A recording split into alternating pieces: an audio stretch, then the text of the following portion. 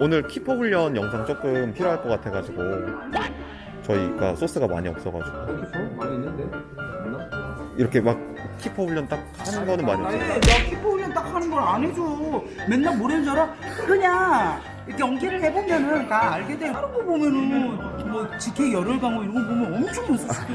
근데 김명재 감독님이 감독인데 골키퍼 연습을 안 시켜. 사람들은 근데 다 골키퍼는 엄청 시킬 거라고 생각하는데 하루에 5분도 안 시켜. 여기 이렇게 골키퍼 연습하는 거 처음 봤어. 골키퍼 훈련을 다 하는데 골키퍼 훈련을 왜 해? 아니죠. 뭐 필드 하면은 막 다이빙도 하고 막 하고 막 이렇게 하고 다시 한번 뭐 이거 하고 너무 해보고 싶구나. 다리 짧게 나가 열심히 하고 괜찮아. 짧게만 해. 저번엔 태산도 시켰더니 안 시켜줘. 다 본인처럼 잘하는 줄 알아. 그냥 나가 맨날 나가기만 하는 거야. 아니 우리라도 골키퍼 하는데도 그런 거 안 가르쳐? 거기는 다른 코치가 가르치겠죠. 그래서 골키퍼 감독을 좀 딴 데서 알아봐야 될 것 같아. 우리 미선이는 뭘 먹고 이렇게 이쁠까? 오빠, 난 혜진인데 미선님 누구야? 오빠 첫사랑이라던 그년이야? 아차!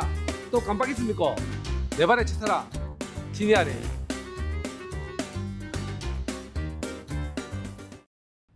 안녕하세요.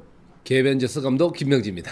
상대 팀에 대한 분석을 하자면 일단 액션 에디타는 키 큰 선수들이 많이 있고 그 다음에 슈팅 능력이 좋은 선수들이 많이 있고 또 공수에 있어가지고 자기 역할을 잘하는 선수들이 딱 정해져 있기 때문에 거기엔 대비를 어떻게 해야 될까라는 고민을 좀 해서 최혜진 선수 같은 경우에는 맨마킹을 붙여서 상대의 공격력을 차단시키는 게 주안점이었고 그 다음에 그 뒷공간을 깨는 거는 이제 정혜인 선수를 통해서 하기보다는 그 반대쪽 즉 비어있는 공간을 활용할 필요가 있기 때문에 거기에 따른 전술을 전략적으로 이제 준비를 해서 이제 그렇게 깨는 방법들을 했었는데 다행스럽게 우리가 좀 움츠렸다가 정혜인 선수가 없는 다른 공간들을 공략함으로써 득점을 만들어냈었는데 그렇게 해야만 액션 리시다를 이길 수 있었다. 우리가 가지고 있는 모든 역량을 발휘할 수밖에 없는 경기였다. 그렇게 생각합니다. 태클 같은 경우에는 저희들이 이제 스토브리가 봤었는데 어쨌든 신생팀이잖아요.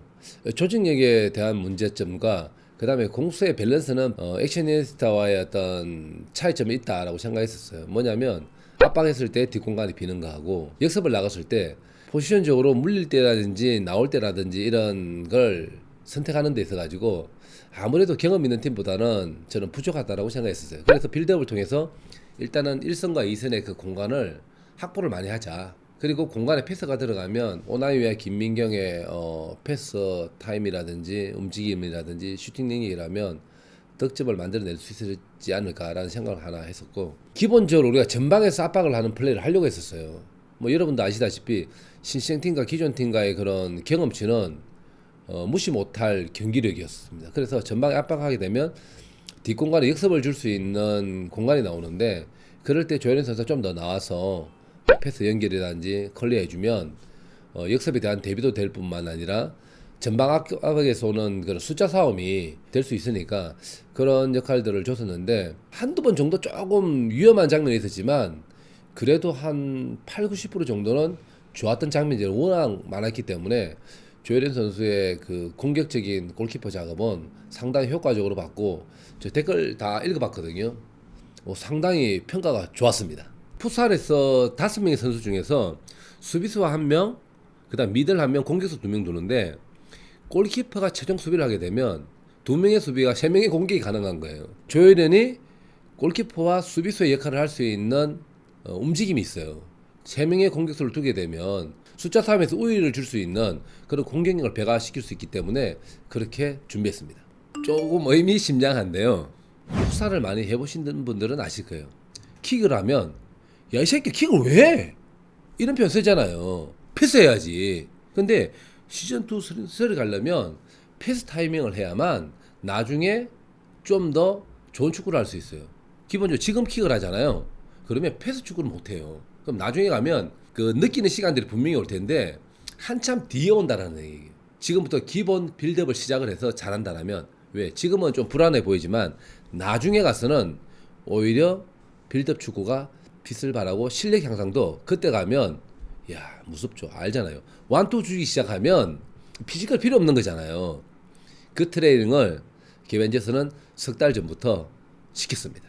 펩병지라는 제가 댓글을 봤었는데 제가 펩하고 그 어떻게 연결시켜서 제가 좀 감독의 어떤 그런 걸 시킬까 제가 고민했었는데 야 펩병지 좋네요. 왜냐하면 제가 펩 가르디올라 감독을 제일 좋아합니다. 그래서 제가 바르셀로나 팀 좋아했었고 지금은 맨시티 팀을 제일 좋아하는데 다음부터 제가 보니까 꽁지 명장 하는데 작가님한테 얘기해서 펩병지로 바꿔달라고 제가 하겠습니다. 펩병지로 댓글 남겨주시면 감사합니다. 구독! 조엘앤키기는 기본적으로 그 게임에서 하게 된 사안이지만 그때부터 시작했어요. 사실은 연습 때는 안 했어요. 근데 연습 때는 안 했던 게 아니라 사실 연습 때 다 한 거죠. 어떻게 연습했냐면 굳이 킥이 아니라 조혜련 선수의 연습 양을 보면 필드 플레이가 90%, 골키퍼는 10%밖에 안 합니다. 이것도 마찬가지로 조혜련 키퍼가 상당히 불안해하더라고요. 감독님, 저는 골키퍼 훈련 안 시켜줘요. 맨날 필드만 시켜요. 김명지 감독님이 감독인데 골키퍼 연습을 안 시켜. 그랬었는데 제가 답은 그랬어요. 필드 잘하면 자연스럽게 골키퍼는 잘하게 되는데 오히려 필드 연습하는 게 골키퍼 할 때 도움이 상당히 많이 된다. 풋살을 하시는 분들 아시잖아요. 골키퍼가 골대만 있으면 돼요? 안 되잖아요. 빌드업 할 때 최종 수비수 옆에 나와서 하면 두 명의 빌드업이 시작하고 나머지들 공격하면 훨씬 더 공간을 더 많이 만들어낼 수 있잖아요. 그런 역할들을 계속 훈련을 시켰는데 그 경기에서 바로 가서 시켰을 때 받아들이는 능력은 처음이었지만 필드 플레이 훈련을 많이 했기 때문에 금방 이해하면서 적응을 하더라고요. 이런 훈련이 필요한데 아마 제가 볼 때 이 경기를 이제 보시고 난 이후에 이제 타팀 감독님들은 골키퍼들에게 좀 더 나와서 하는 플레이를 연습을 시키지 않을까라고 저는 생각합니다. 일단 조혜련 키퍼는 저한테 질문을 무지 많이 합니다. 감독님 이럴 때는 어떻게 해요? 이럴 때는 어떻게 해요? 저럴 때는 어떻게 해야 되는 거예요? 막혔을 때 어떻게 하는 거예요? 야 근데 코멘트를 참 잘했더라고.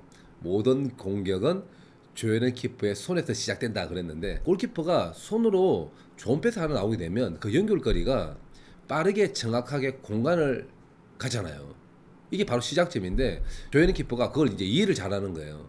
그러니까 저희들이 1번, 2번, 3번의 그 공격 패턴이 있는데 4번까지 추가를 했는데 이건 뭐냐면 조혜련 키퍼의 전술 이해도가 뛰어나기 때문입니다. 만약 이게 골키퍼에서 이걸 해결하지 못하면 사실 받아주는 수비수하고 중간에서 미드필더 역할, 공격수까지 골이 연결시킬 때 사실 많이 위험해지거든요. 근데 그 완성도가 조혜련 키퍼의 이해도입니다. 야, 근데 저도 댓글 보니까 조혜련 키퍼에 대한 칭찬이 많고 조혜련 플레이에 대한 이해도라든지 그다음에 조혜련 키퍼의 그 안정감이 있는 빌드업 축구 또 최종 수비수 역할 참 좋더라고요. 저는 그런 평가받는 팀이 제가 원하는 팀이에요. 부족하지만 뭔가 만들어가기 위한 노력을 하면서 그걸 만들어냈을 때 그런 팬들이 보시는 그런 즐거움이 있는 거잖아요. 그걸 좀 더 완벽하게 앞으로 계속 만들어내도록 노력을 하겠습니다. 더 많은 전술들을 준비하고 있는지라고 물어보는 댓글들이 많은데 저 첫 게임부터 매 게임마다 개벤져스가 펼쳐질 플레이 스타일은 다르다. 상대가 약점을 가지고 있는 걸 깰 수 있는 방법이라든지 우리의 약점을 최대한 차단시키는 것, 그다음 우리가 잘하는 걸 굉장히 표현하는 것, 상대가 잘하는 걸 막는 것, 여기에 대해서 계속 변화되는 플레이를 보여주는 거예요. 왜 상대의 공격 패턴이 다르기 때문에 그게 따른 수비 패턴과 상대의 그 뒷공간을 노리는 패턴도 달라질 수밖에 없습니다. 그래서 저희들은 여러분들이 보셨겠지만 액션히터와 경기와 타클과 경기에서 완전히 다른 느낌의 그런 플레이가 나왔잖아요. 앞으로 남겨진 새 게임도 완전히 다른 포메이션, 다른 전략, 다른 전술, 다른 패턴 플레이가 나올 겁니다. 지금 매 게임마다 하면서 성장을 하고 있는데 그 성장을 할 때마다 제가 기술적으로 주는 그 숙제들이 있어요. 이제 그걸 소화해내는데 처음에는 예를 들면 패스, 그다음에 방향 전환, 움직임, 들어갔을 때 뭐 크로스라든지 그다음에 문전 섀도우, 그다음에 안전하게 볼 키핑하는 방법들이었고 두 번째는 이제 빌드업을 통해서 만들어가는데 움직임까지도 이제 연결시켰잖아요. 근데 여기에서 추가적으로 조금 더 보완됐으면 했으면 좋겠다는 게 뭐였냐면 이거는 전략적으로 약간 이제 뭐 오픈을 하겠습니다. 어떤 거냐면 김민경 선수, 오나미 선수, 그다음에 이현영 선수가 있잖아요. 요즘에 제일 많이 훈련은 뭐냐면 던지는 플레이. 왜냐하면 풋살 하시는 분들 다 아시잖아요. 공간이 없다 보면 수비를 뒤에 두고 등을 져서 발밑에 주면 탁 잡아서 돌려놓는 거 하잖아요. 근데 골대니에서 지금 이걸 하는 팀들은 한 팀도 없어요. 개벤저스가 또 제일 먼저 시도합니다. 어떻게? 김성현이 잡았어. 일단 김민경이 상대 수비한테 일부러 붙는 거야. 지금까지는 멀어져라 그랬거든. 자유롭게 받기 위해서. 이제는 붙으라 그러는 거야. 오히려 주고 덩치고 오나미가 뛰고 김성현이 나오면 톡 벌려놓고 해결하는 거. 이 장면 나오기를 기대합니다. 너무 많이 말씀해 주시는 거 아닌가 싶어요. 아니 근데 축구는 실력적으로 우위에 있고 기술적으로 완벽함을 보여주면 알고도 당하는데. 야 근데 이거 이렇게 자랑질하다 나중에 큰일 나는 거 아니야? 근데 저도 중계하면 늘 얘기하지만 스포츠 즉 축구는 생물과도 같아가지고 잘하잖아요. 와 잘했다 그러고 못하면 진짜 나 못했네 소리 듣는 거예요. 어쩔 수 없어요. 근데 지난 게임까지는 참 잘했어요.